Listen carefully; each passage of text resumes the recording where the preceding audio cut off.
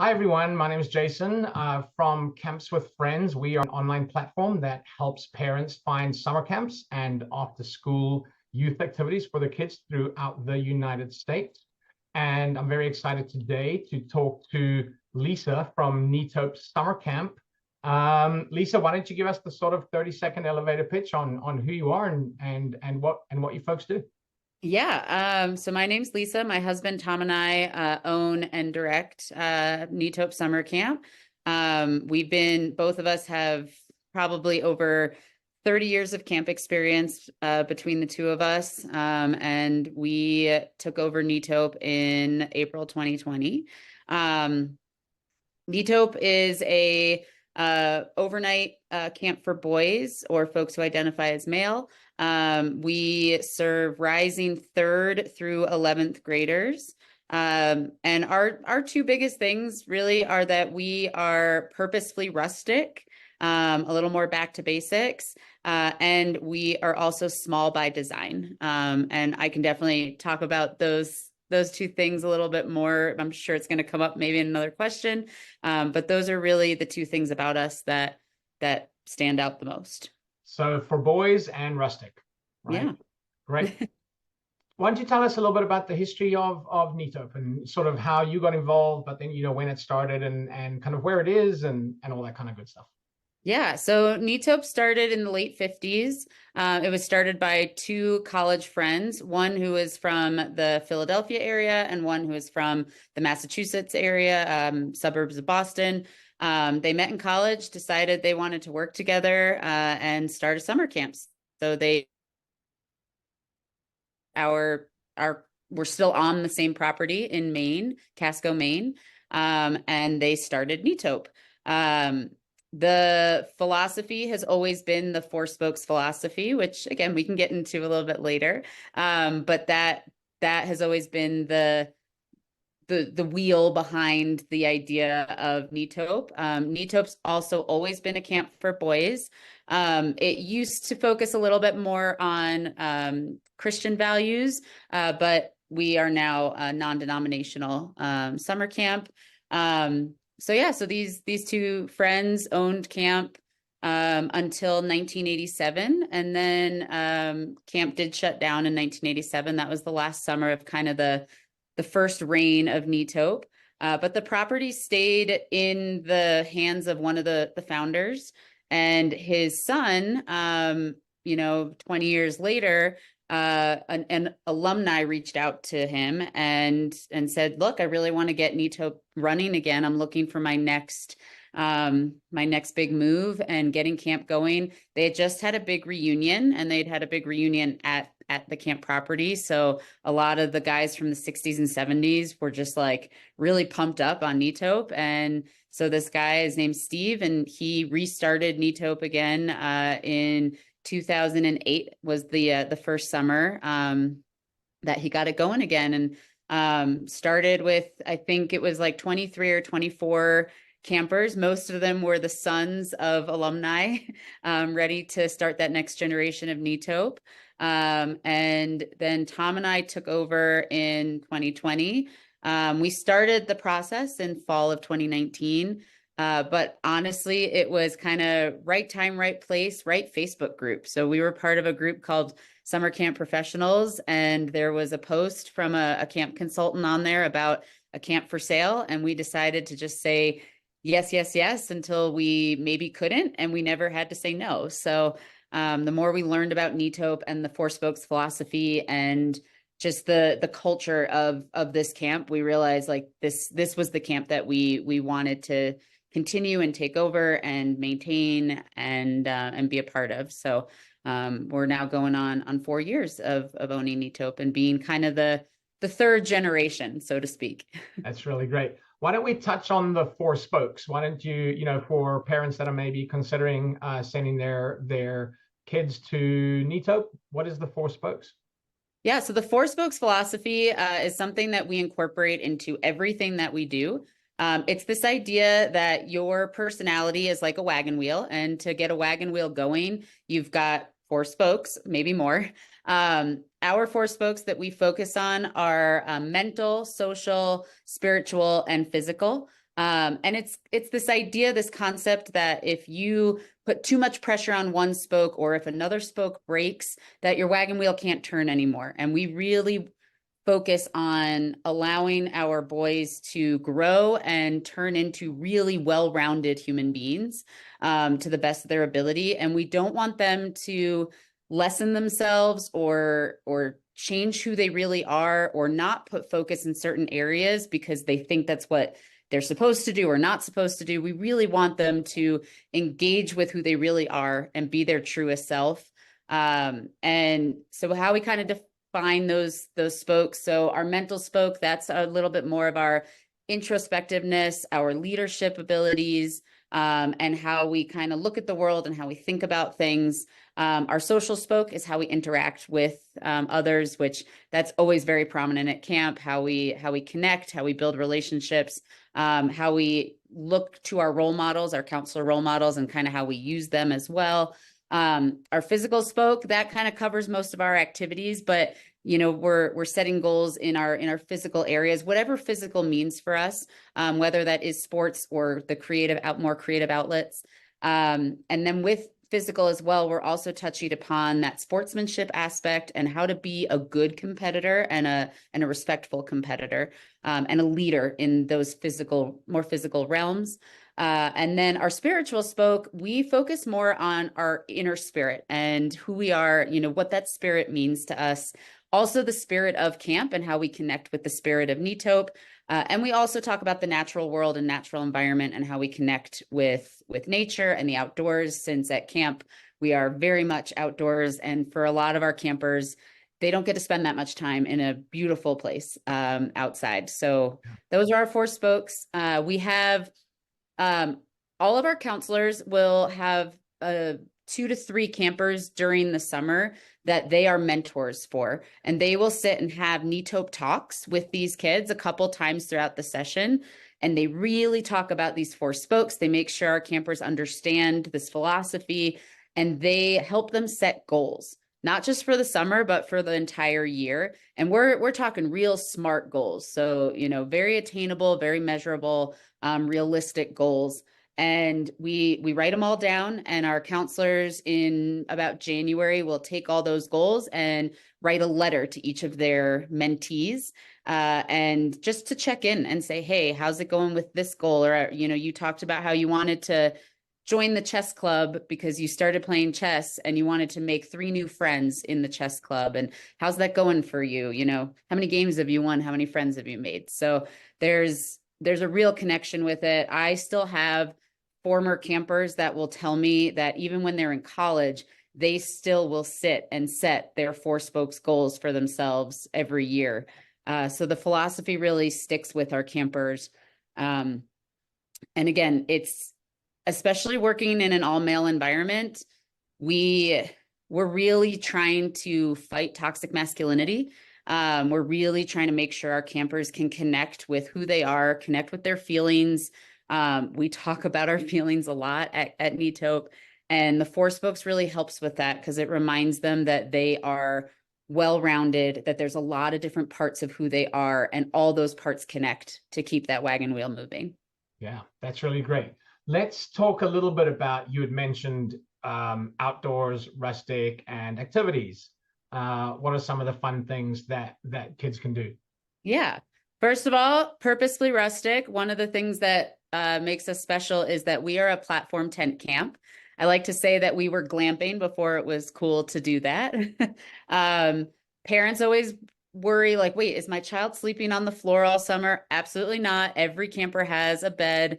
And our tents are big enough to hold up to 8 people, but we keep everything very small, to have better ratios, better connections with each other, and also so that we're not all right on top of each other in our tents. So each tent has about anywhere from 4 to 5 campers in each tent, with 1 or 2 staff in there, depending again on age of camper and how many kids are in that tent.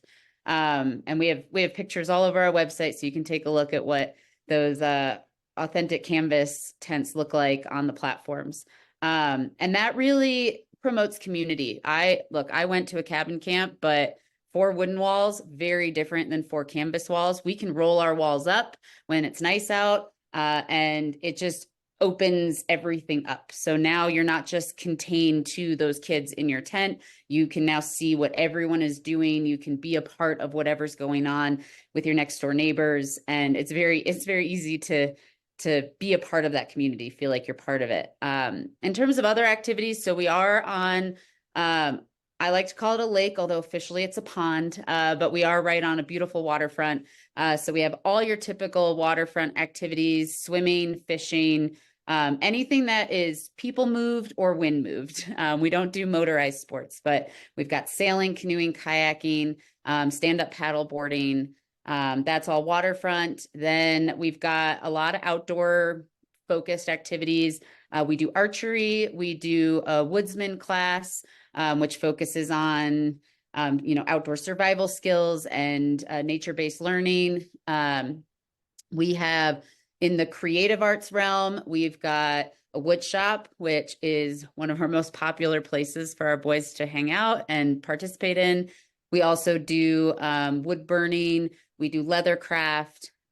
We do general arts and crafts. We've got a rock band set up. We've got acoustic guitar class. We do drama and improv, also very popular. And then on the, in our other, I would put it in the creative realm, Dungeons and Dragons, by far, I think is one of our most popular activities. And on the physical realm, we've got tennis, badminton, soccer, basketball, volleyball. And yeah, I think those are kind of our main skill-based activities that we offer for kids. And then on top of that, we do all the silly, all the competitions, all the things you think about when you think about summer camp and what it entails. That certainly sounds like a lot of fun up there.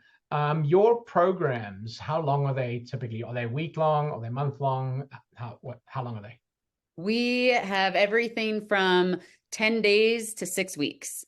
Okay. So there's a lot of flexibility. We can really work with our family schedules. We have set sessions. So like our 10-day session, that is our mini B session. It starts during session 2. But yeah, so we typically, a lot of our campers, they'll start with a mini session. We try to keep that to first-time campers on the younger side, 3rd through 6th grade. We have a 2-week mini session and a 10-day mini session. Those mini sessions can always be extended. We do that very purposefully, that everyone arrives at the same time. And then if they want, instead of leaving early, if they're having a good time, they can always stay. And then we, from there, we go up to session 1 and session 2. Session 1 is 3.5 weeks. Session 2 is 2.5 weeks. And then from there, you can bump up to full session, which is the full 6-week summer. We also do have 24-hour training camp days. We usually do 2 of them a summer. And they're completely free and they're really great. Take a little vacation to Maine for those younger kids, maybe even a 2nd grader who's thinking about camp for the next year. They can come, they get a full 24-hour experience staying overnight at camp. They join in on all the activities. The next morning, parents can come back, and before they pick up their kid, they can come take a tour of camp, and then we send you on your way. Or your kid can end up staying. Sometimes that happens. They come for the free training camp, and then they're like, but this is really fun and I don't want to go. So lots of options, a lot of flexibility. We know how busy summer schedules can be, and that a lot of kids want to do a little bit of everything. So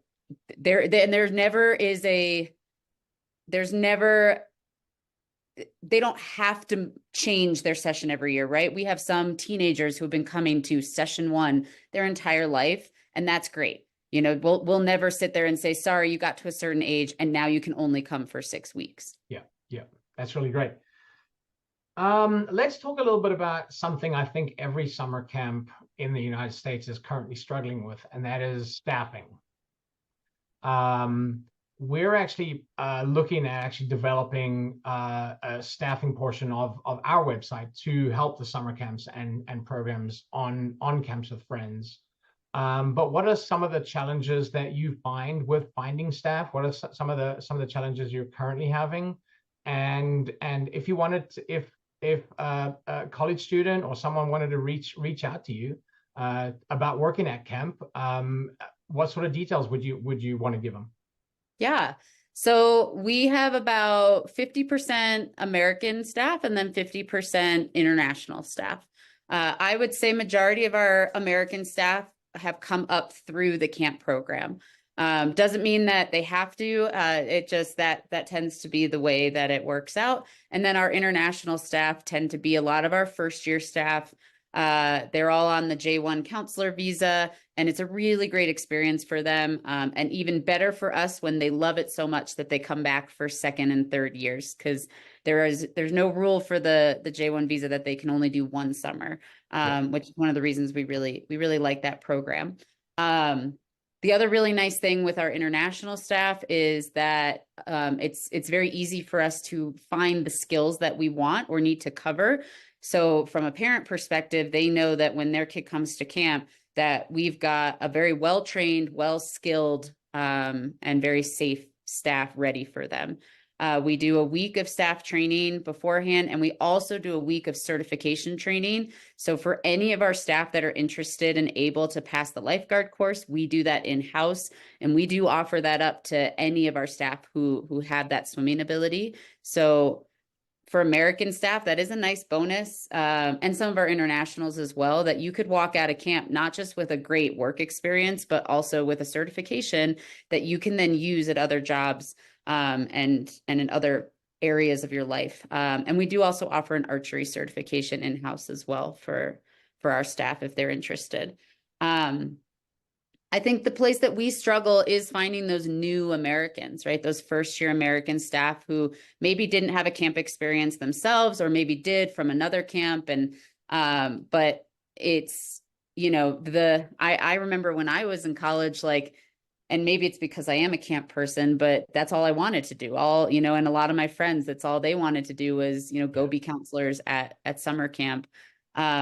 So being able to have more resources to reach American college students and engage them in how awesome this experience is and everything they can walk away with.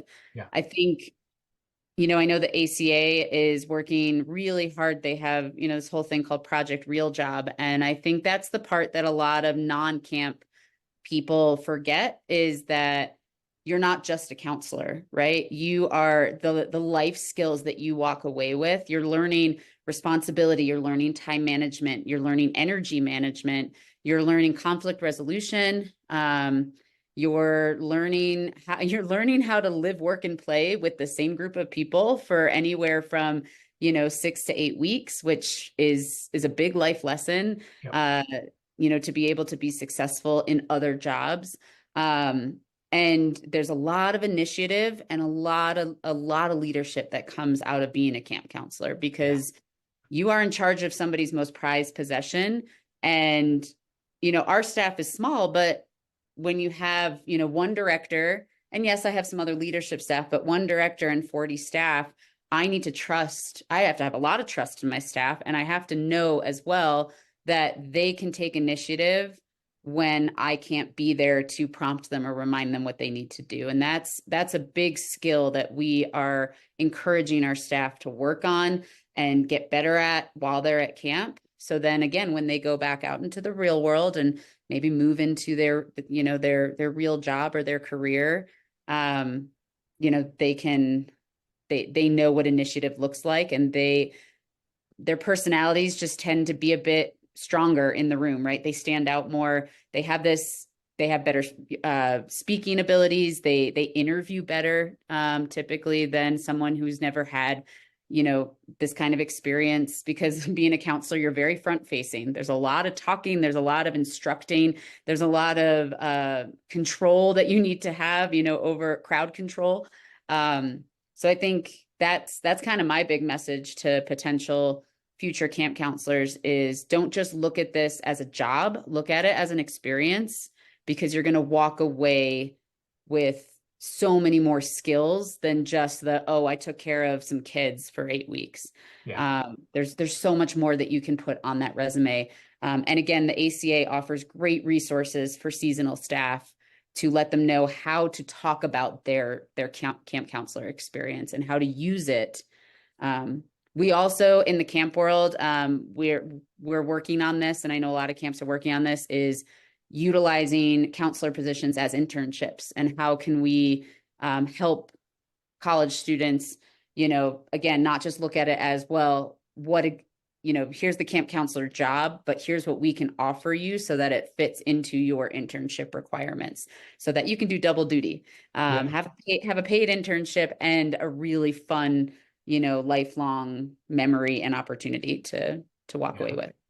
Well, that's really great. And for sure, I know that, summer camp is a huge part of American culture, and we really need to get more and more kids out to summer camps.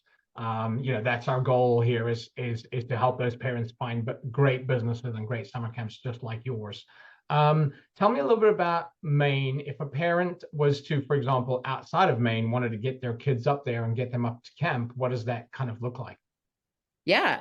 Where we are, Casco's about 45 minutes northwest of Portland. So we're still pretty southern Maine. It's called the Lakes region. It's a big vacation area. A lot of folks from, southern New England, kind of come up to where camp is. They either have second homes, or they rent houses, or they go camping, because there's a lot of lakes. So it's actually a really nice area. I actually usually encourage our families, when you come and drop your campers off, stay the night, like go find a hotel and stay the night and spend some time in the area, or come up early and spend some time. So for our campers for transportation, I would say 90% of them drive, not the kids, but their parents or family members.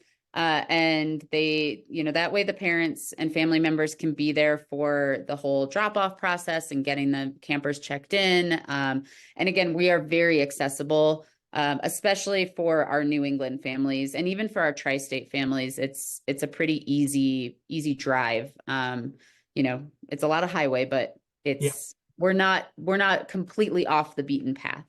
And then we do have some transportation options. So we will pick campers up in Portland and Boston.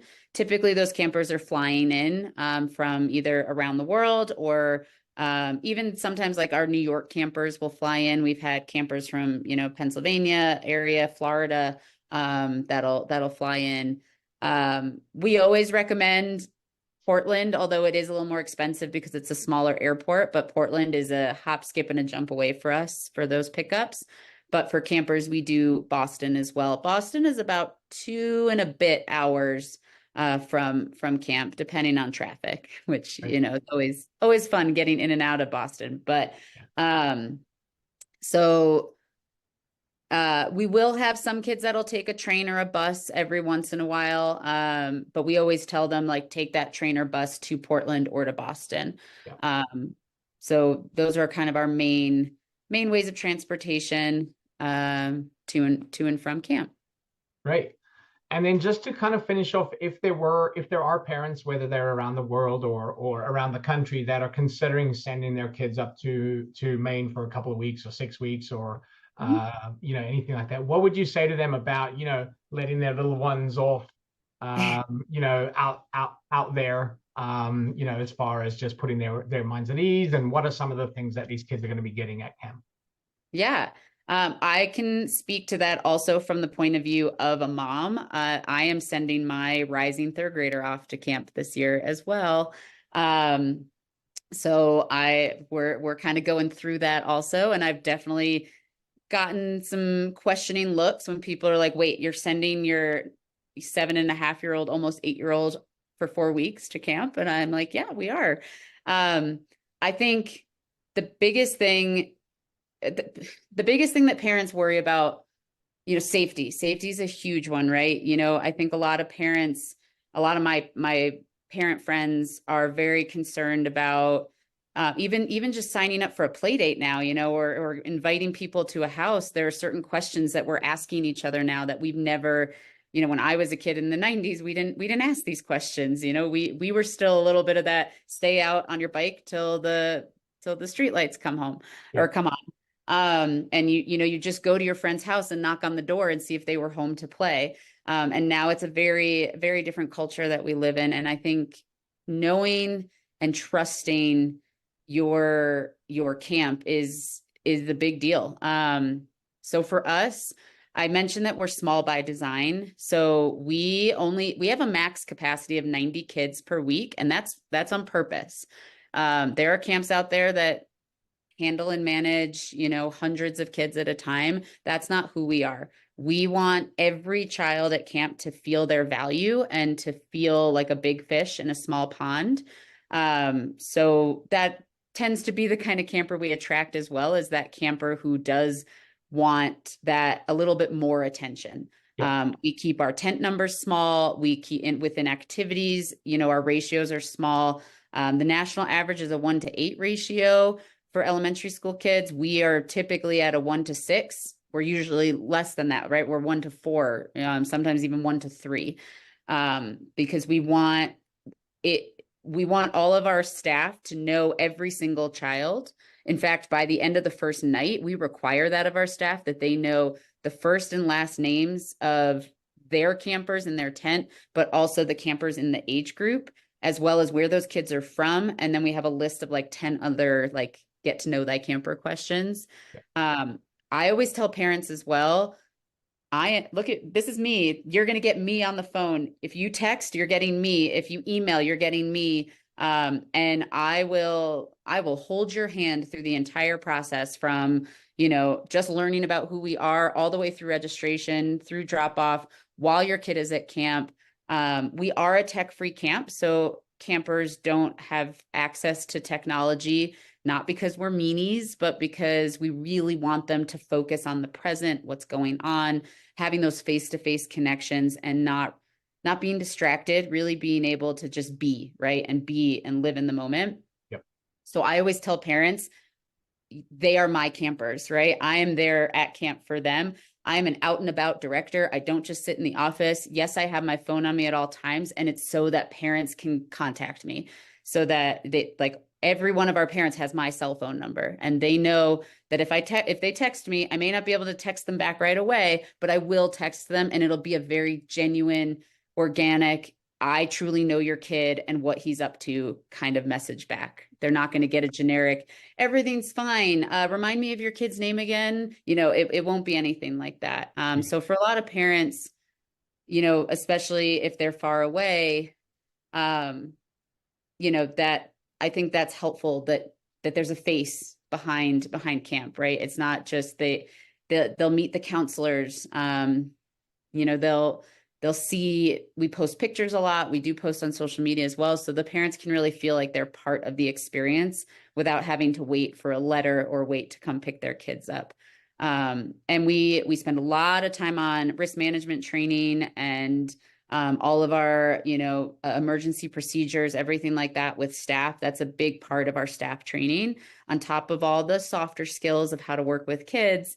But we also want them to have those hard skills of knowing, if this, then this kind of situations and scenarios. So our staff have plenty of time to work on that and learn that and run through those scenarios, so that when the kids get there, the parents can trust that we've got this, we're okay. From a mom point of view, I also sometimes feel like, look, my kid's at school right now and he's only 10 minutes away, but at a certain point, it's like, what is the difference between 10 minutes and 6 hours away, or even 12 hours? If they're away from you, they're away from you. Yep. So the distance shouldn't be a factor. It's in our heads, right? It's all mental that, oh, they're so far away from me. But again, if you trust the camp that you're sending your kid to, make sure you ask the hard questions. And for a lot of new parents, if you're not going to ask, I'm going to tell you anyway, so that you don't have to worry about asking those questions. That for me is part of the choosing process, the registration process, the getting you through the front door process, is making sure that you know what you've signed up for, and you know who we are, and you know what your camper is going to walk away with. And in terms of what they're going to walk away with, my favorite testimonials from parents, I've had so many moms, it's typically the moms, not as much the dads, but a lot of moms that after camp, yes, they'll say, oh, he's so much more confident and he's super independent. But what they love to talk about is responsibility. They'll be like, so Johnny came home from camp and he cleared the table last night without me asking. And I like, that's a skill. Like, he's never done that before. And I'm like, yeah, because that's what we do at camp, right? We have a waiter at every meal who their job is to clear the table and wipe it down and make sure, for it's ready for whoever has to sit there next. Or they'll be like, Johnny started making his bed every morning. Like, do you guys why? I don't understand. Like, I didn't know that was a skill he was going to walk away with from camp. Yeah. And I'm like, yeah. For a lot of our, one of my favorite parent testimonials was her camper was just, he'd had a rough year, really challenging school year, had been going through a lot emotionally, mentally. His social wellness as well it was struggling. And they were a little nervous about him coming to camp and what that experience was going to look like for him. It was his first year at camp and he was coming with some friends, but he was still, they were just a little nervous for him being in that new environment. And at the end of the summer, I got a lovely letter from the mom, just saying that she's been tearing up for weeks since he came home, because for him, camp was it was a huge respite. It was a huge, like a relaxation moment for him. He was able to just breathe. And when he came home, she could just see that so much weight had been lifted off his shoulders just after being at camp for 2.5 weeks. And being able to just like he just had a fresh outlook on how to move forward into the next school year. And he picked up some new hobbies. He was still doing like some of his wood burning and drawing, because those were, creative outlets that he'd gotten to spend time on at camp and wanted to keep doing because it brought him joy. And he's been having a much more successful school year this year, because he just got to have that 2.5 weeks to just be right. And we see that a lot with our teenage campers too, that camp, they get to still be kids, because they're called teenagers, but they're still kids. And we don't want to rush them through that. Yeah. So yeah, sorry, long-winded answer about why sending your kids to camp is important. Sounds like a great idea. Send your kids, right? Yeah. Well, Lisa, thank you so much. I think we've had a great talk. I've learned a lot about Netop, even how to pronounce it. I was saying Netop.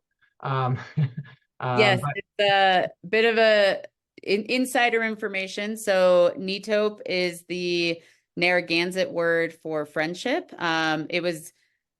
It was the closest pronunciation that the white settlers could get for the Narragansett word for friendship. And I really like that our name means friendship, and that's because that's a big part of what we want our kids to walk away with. And I also like that, we're starting to pass on the history of the name of camp as well. So awesome.